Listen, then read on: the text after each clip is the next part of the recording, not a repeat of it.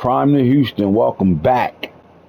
We are now at the Super Bowl 2024. Super Bowl is on the rising right now. We are the number one seed in the AFC.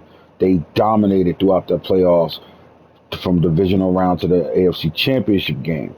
As we look at the New York Giants with a 9-8 record, man, one game above 500. This team was the fourth seed in the NFC, and they got themselves all the way to the championship round against the number one seed Seattle Seahawks and Lamar Jackson, and they took care of business there to get themselves into this game right now, where you got Justin Herbert going up against young Shador Sanders. Justin Herbert's past the New York Giants. Chargers did not pay Justin Herbert. They did not give him the contract. He touched free agency, and the New York Giants went after him and brought him in. And you got to say that was a win for them, because you got themselves a really good quarterback at the helm and a young quarterback that they can see for the foreseeable future as their franchise guy. And not only that, they also dealing with Saquon Barkley, and he's been signed back to a contract for them, so they got him under wraps right now as well. He's been dominant all year, one of the best running backs in the league. When it comes down to their wide receiver weapons, they are very young at the wide receiver, but it was Zay Flowers being their guy. Now, this is going to be a good matchup all over the place. You got young talent and you got veteran talent mixed when it comes down to the New York Giants. And then when you're looking at the Houston Texans, there is nothing but young talent all the way across the board. But this young talent has been very special for Coach Prime and this Houston Texans team.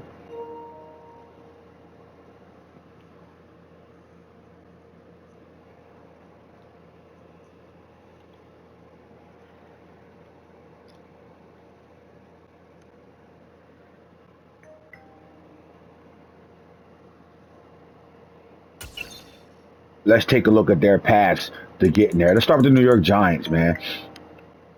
With a 28-26 victory, they beat the New York Giants, beat the LA Rams 28-26. Really good ball game. And that's been a story for the Giants, man, pulling the games out when they have to, right? We had great play out of Justin Herbert. Young Clayton Tune also had a really good game, right? But they were sacked 7 times. So it looks like that New York Giants pressure is back to the same type of pressure they was given when they had guys such as Strahan and the boys, Tuck and all those guys over there, right? When they beat the New England Patriots and Tom Brady and them during that undefeated season they had with Eli Manning at quarterback. And these guys came from, a bottom seed in the playoffs to winning the Super Bowl. They're trying to repeat history and do the same thing again. But anytime you look at a defense that gets 7 sacks, you know where their pressure is at. Barkley, Saquon, he gave him a 96-yard game, 5.1, and a touchdown in that ball game. Zach Evans also helps in the backup duties.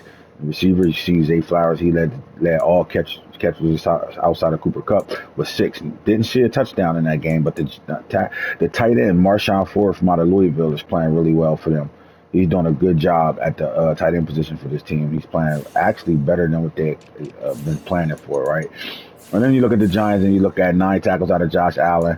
But then you see everything that happened here. 2 sacks, Josh Allen, Deion Jones, middle linebacker. You got Thibodeau, their elite pass rusher with 2. Jack Campbell, the middle linebacker, had a sack as well. These guys are very, very, very good at getting after the quarterback. So Shador Sanders and that young offensive line is going to have a lot of work to do. Moving on, they get to the Atlanta Falcons and young C.J. Stroud. That's the MVP of the league last year. And the Herbert-Stroud matchup. And you're looking at Stroud with a 99.1. He only threw for 275 and a touchdown, but here we go again. Justin Herbert, they had 203 yards in that game, 2 touchdowns, no INTs. He was actually sacked 3 times, and they sacked C.J. Stroud twice. Saquon Barkley went crazy, 18 carries, 131 yards, 7.3 yards a pop, 2 touchdowns. He was the deciding force of that game. Where you look at Marshawn Ford, again, 5 catches, 45 yards, and a touchdown. Zay Flowers also scored in that game as well. And on the defensive side of things, as you can see, the winning team, 7 tackles out of Jack Campbell at the middle linebacker position. And again, they only had 2 sacks, 1 sack for Thibodeau and a half a sack from Nasir Stackhouse and Josh Allen. When it came down to the NFC Championship game, we got a 37-20 ball game over Lamar Jackson and the Seattle Seahawks. Lamar had a good game, only 188 yards passing, 2 touchdowns. Neither one of them gave up sacks. Both offensive lines did a good job. 336 yards passing for Justin Herbert, though. This is the game where he stepped up and showed that he's the leader of this offense with 2 touchdowns, along with only getting sacked one time. But then Saquon does it again, 10.7 yards to carry, 171 yards, 2 touchdowns in the ball game, 4 broken tackles. Anytime your running back is going crazy like that, it's hard to beat this team. Jadakiss Bond showed up with 6 catches, 123 yards. He had 2 touchdowns in this ball game. Ford caught the ball 6 times. He didn't score, and Flowers had 4 catches as well. So when you look at the Giants, you're looking at an explosive quarterback that can really make some plays downfield with a bunch of young wide receivers. And then you got the veteran in Saquon Barkley, who's been, his average per carry has went up every game in the playoffs, right? From 5.1 to 7 to 10. That's the deciding thing. Can the young defense of the Houston Texans stop the run game of the New York Giants? The New York Giants have one of the better offensive lines in the league, right? Where they got a bunch of dogs on that offensive line, but they have a mixture of young talent and guys that's veterans all on that offensive line as well. If the Giants can block and keep their quarterback protected, and they can run the football, it's going to be a long day for the Houston Texans. Simple as that. Now on the back end, when it comes down to the secondary, Adoree Jackson is the veteran of that group in the cornerback room. Is he enough, along with the guys that's helping him? Are they enough to be able to stop what that weaponry of the Houston Texans are, right? You got 2 tight ends that are really, really good. One tight end being probably the best tight end in the league this year. And then you look at the receivers, Marvin Harrison and Jay Fleazy, looking at Jimmy Horn Jr. on the outsides. They are crazy out there, and they having some good play out of Nathan Tank, right? They having some good play out of Tank, the wide receiver.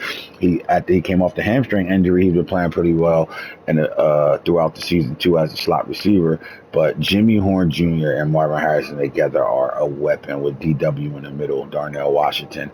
Those 3 guys, between those 3 guys, he got 3 of the better weapons in the league when it comes down to throwing the football to him. When you talk about the story of the Houston Texans, it's so many different storylines you could talk to. These guys had the number 1 seed. You saw what they did to the Kansas City Chiefs. And when we look at this, you're going to see Shedeur Sanders, right? When they say when Shedeur Sanders protects the football and don't turn the ball over, this team is hard to beat. And you got to see that. He did throw 2 picks. Yes.